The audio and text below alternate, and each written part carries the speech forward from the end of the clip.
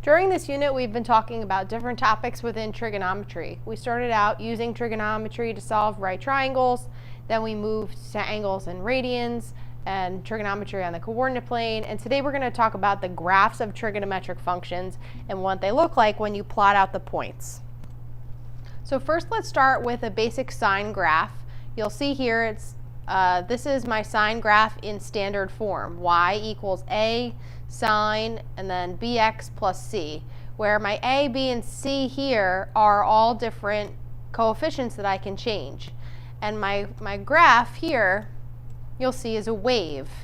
It continues to the left and to the right. It's always the same. This is called a periodic function because the points of it repeat over a certain period.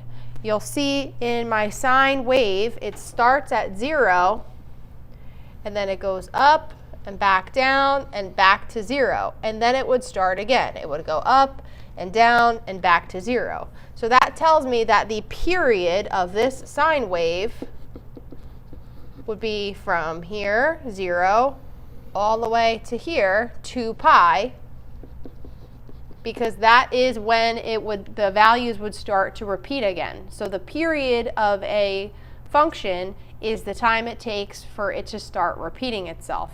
So I can change the a, b, and c here and see what that does to the graph. So if I first change my a, you'll see making the a larger makes the graph taller. And then making the a negative flips the graph upside down. So a changes the height of the graph. The height of the graph is also known as the amplitude. If I change my b value, you'll see changing the b value shrinks the graph or compresses it. And if I make my b value less than 1, it's going to expand the graph or make it wider. So the b value changes the period of the graph. And then the c just shifts the graph up or down. So the c value is a vertical shift. So we can define all of that here. So a, amplitude, that's my height.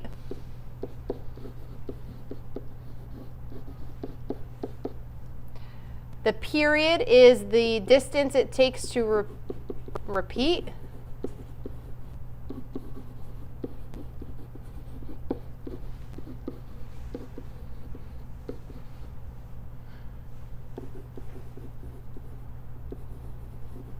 And a vertical shift is just a shift up and down.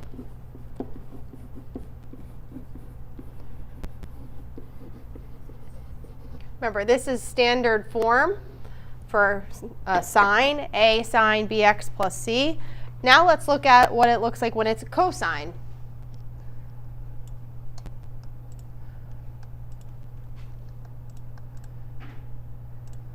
So if I make let's make my c0 here, start it back at the beginning. If I change this sine now to cosine, the graph looks very similar in that it's a wave. It's also periodic, except instead of starting at 0, 0, like the sine function, this would have been my sine function here. I'll draw it in real quick. Instead of starting at 0, 0, the cosine graph starts on the y-axis. So that's the difference between the sine and cosine graph. The sine graph is always going to start at the origin, but the cosine graph starts on the y-axis. Again, the period for cosine, let's see how long it takes to repeat. If I trace my graph, I want to see when it gets back to the starting point or when it gets back to 1 in the y direction. So if I go down, come back up here again, I get to 1. So that would be the period of my cosine graph, because after that, all of the values are going to repeat. So again, here, my period is 2 pi, because that's how long it takes to repeat itself. I can look at changing the a, b, and c values with cosine also. You'll see if I raise this to 3, or 3.1, that means that that your cosine graph is going to start at 3.1 because this here would be my amplitude. If I change the b, let's bring this back to 1. If I change the b, again, it's going to compress or shrink my graph. If I make it negative, or if I make it between 0 and 1, it's going to stretch my graph out a lot. And then if I change the c, that's just a vertical shift up and down. So those are the transformations that we're going to be using for sine and cosine functions. So again, here is my standard form for cosine. The transformations are the same. A changes the amplitude or the height, B changes the period, and C changes the vertical shift. Now you'll see next to period, it says 2 pi over b. So when I'm calculating the period of a sine or cosine function, since its original period was already 2 pi, to determine the period of a sine or cosine graph, you take whatever your b value was and you divide it into 2 pi to determine your new b value. So again, here's the basic graph for a sine function. My period is 2 pi. You'll notice that all of the x values on the x-axis are the different numbers on our unit circle. Pi over 6, pi over 3, pi over 2, because those are all of the points that we know exact values for. So the x value that you're going to input into sine or cosine is going to be an angle measure. So you're going to put the different angle measures in, and this is what goes on your x-axis, and then the y-axis is essentially what you get back out. So you'll remember from the unit circle that sine of pi over 2 is 1. That's why this point, pi over 2 comma 1, exists on my sine curve. When we're graphing sine and cosine functions, what you're going to do is you're going to look for what we'll call the critical values. The critical values are going to be your min, your max, and your x-intercepts. We use those points because they're generally the easiest to graph. So here would be my x-intercepts. There are 3 of them. 0, 0, pi 0, and 2 pi 0. And then my min, that's the the max, that's the tippy top of my graph. That would be pi over 2 comma 1. And my min would be the bottom of my graph. This would be 3 pi over 2 comma negative 1. So I look for the critical points, and that's how I'm going to know how to connect then my curve. Because if you can graph those 5 points, you can just connect them in like a smooth curve. You'll also notice that the critical points are evenly spaced out on the x-axis. So between my first x-intercept and my max, that's pi over 2. Between my max and my second x-intercept, that's another pi over 2. And then here would be another pi over 2. Here would be another pi over 2. The same would apply for the cosine function. Since those critical points are all evenly spaced out, I'm going to use that fact to help me graph the equation. So here are just the steps for graphing. First, you're going to find the amplitude and the period. Then you're going to find the values of x for the 5 key or critical points. So the 3 x-intercepts, the max, and the min. What you're going to do to find the critical points is you're going to take the period that you found in step 1 and divide it by 4, since the critical points divide the graph into 4 parts, right? Here's 1 part, here's 2 parts, 3 parts, and 4 parts. So once you find your 4 critical points, then you can just kind of connect the curve. So find the values for y for the 5 key points by evaluating the functions. So you're just going to plug your critical points back in to get your y coordinates. Then you're going to connect the points in a smooth curve. And then if you need to extend the graph to the left or the right, you can, just by repeating your points, since sine and cosine are periodic, so they're going to repeat themselves. So determine the amplitude of y equals 1/2 sine x, then graph y equals sine x and y equals 1/2 sine x between 0 and 2 pi. So the first thing I'm going to do is I'm going to determine my period and amplitude for y equals 1/2 sine x. So my a value is 1/2, and my b value is 1, since that's the coefficient of the x. So your amplitude is going to be 1/2, which means it's only going to go up to 1/2 and down to -1/2 at the top and bottom of the graph. My period, remember our formula for period was 2 pi over b, but my b is just 1, so this is just 2 pi. So there's my amplitude and my period. Now the next thing I need to do is I need to find my critical points. I'll abbreviate that CP. If you remember from the last slide, to find the critical points, we just do 2 pi and divide that by 4.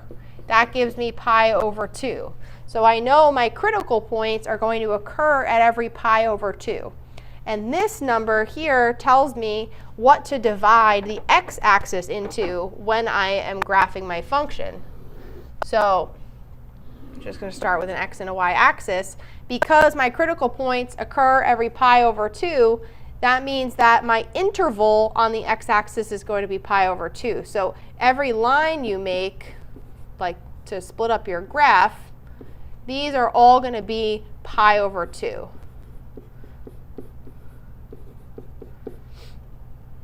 And now I know my amplitude of my graph is going to be 1/2. So if I make this 1, -1, now I have enough information to do my graph. So sine is always going to start at 0, 0, and then it's going to go up to 1/2, so here, down to the intercept, down to the min, and up to the intercept again. And now I'm going to connect my graph with a smoothish curve. So that would be the graph of 1/2 sine x. Now this problem also says to graph y equals sine x like the regular graph. I guess just to compare them. So if I wanted to do that, it's going to be exactly the same with the intercepts. The only difference is that instead of going up to 1/2, my graph for y equals sine x goes up to 1. So here would be my normal graph for y equals sine x. My red graph is y equals 1/2 sine x. You'll see that the difference is the amplitude is less for the red graph. So it's like compressed. Let's do another one. Determine the amplitude and period of y equals 3 sine 2x. Then graph the function for between 0 and 2 pi. So again, my amplitude here is 3 because that's my a value. My period, remember, is 2 pi over b. But my b here is 2. So if I divide 2 pi by 2, the 2's cancel, and this is just pi. To get my critical points, or the interval for the x-axis that I'm going to split it up, you take your period, pi, and divide it by 4. So that means when I am drawing my graph, all of my lines are going to be pi over 4. So pi over 4, then this would be pi over 2, 3 pi over 4, and pi. Now, this problem says to graph between 0 and 2 pi. Right now, I only have my axis labeled for 0 to pi, so I would need to go another period until I get to 2 pi here. So now that I know my amplitude and I know my period, I'm going to sketch my graph. Remember, sine always starts at 0, 0, and then goes up. So, I guess I should make 1, 2, 3. 1, 2, this would be -3. So I'm going to go up to 3, down to the axis, down to the min. Down to the min, up to the axis. And now I'm going to repeat. Up, intercept, min, intercept, and then sketch your graph.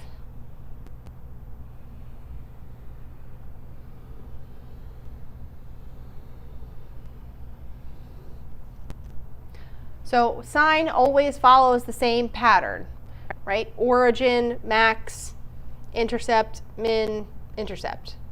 If I wanted to go backwards, I could just go down to -3 and then up and keep going like this. But the problem didn't ask for that, just asked for between 0 and 2 pi. Let's do another one. Determine the period, amplitude, and this should say vertical, sorry. Vertical shift of y equals 4 sine 2 pi x minus 2, then graph one period of the function. So the first thing I'm going to do is write down my amplitude is 4. My period here is 2 pi over 2 pi, because that's my b value. These both cancel, so my period is 1. So my critical points, my interval on my x-axis is going to be 1/4, because that would be the period divided by 4. Now I recognize here that they're -2. That's a c. So that tells me that my graph is going to have a vertical shift. Now I think the best thing to do when you are graphing these is to first graph without the shift, and then to count, just move everything down too. So first I'm going to graph it without the shift. So on my axis here, this is all going to be 1/4, 1/4, 1/2, 3/4, and 1. And now I'm going to plot my points with an amplitude of 4. 4. Oh shoot, this is going to go off the graph. That's all right. So starts at 0, 0, goes up to the min, down to the intercept, down to the, or sorry, up to the max, down to the intercept, 1, 2, 3, down to the min, and back up. So I'm going to put this with a dotted line because this is just my kind of first draft here. Now I need to use my vertical shift. So I have to move everything down 2 because that's my -2 in my equation. So I'm just going to take my 5 critical points and move them all down 2.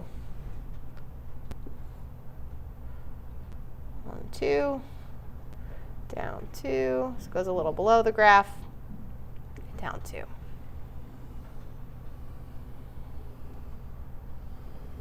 So there's one period of my function for y equals 4 sine 2 pi x minus 2. Cosine is very similar, like we discussed on the Desmos. The only thing that's different is that it starts on the y-axis instead of starting at 0, 0. So you're going to follow a very similar pattern, except you're just going to start at the max and then go down to the intercept. So determine the amplitude and period. Same rules apply here. So my amplitude is going to be negative, or my amplitude is 3.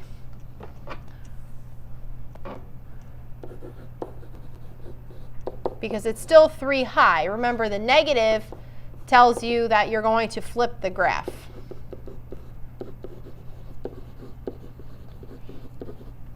And then my period would be 2 pi over 1/2.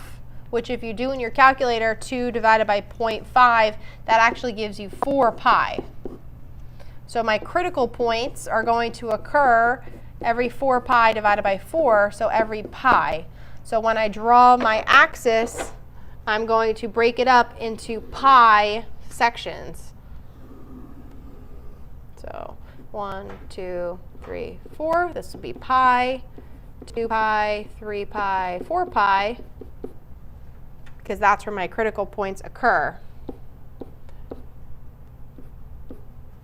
Now the first thing I'm going to do is I'm going to sketch this graph as if it were just y equals 3 cosine 1/2 x to show you the difference. So if it was y equals 3 cosine of 1/2 x, it would start at 3 because that's my amplitude.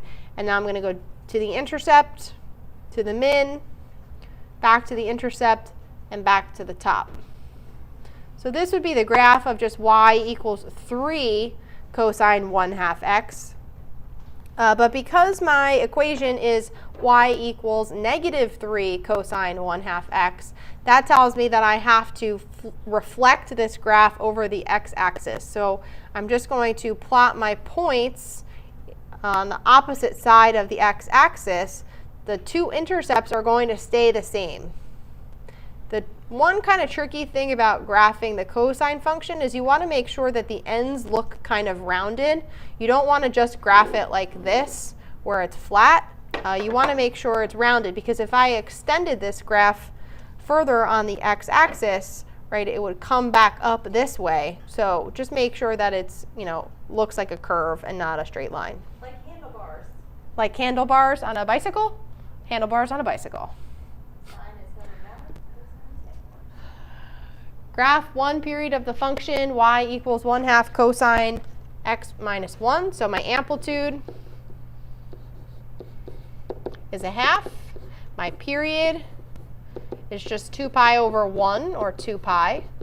So my critical points are going to occur every 2 pi over 4 or every pi over 2.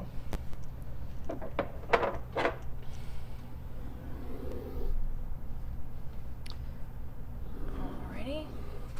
So pi over 2 chunks.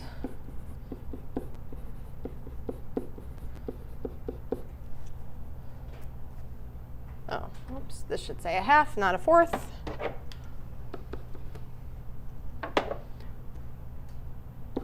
-1. So the first thing I'm going to do is I'm going to graph it before I do my vertical shift, because this C value tells me I'm going to move everything down 1. But I want to graph it first normal, and then I'll just move everything down 1. So my amplitude is 1/2. Since it's cosine, I have to start at 1/2 on the x-axis. And then let's follow our pattern. So intercept, min, intercept, max, like this. Here's my little, looks like handlebars on a bicycle. And then since I have to shift everything down because I have a C value of -1, I'm just going to move every point down 1. And redraw my graph.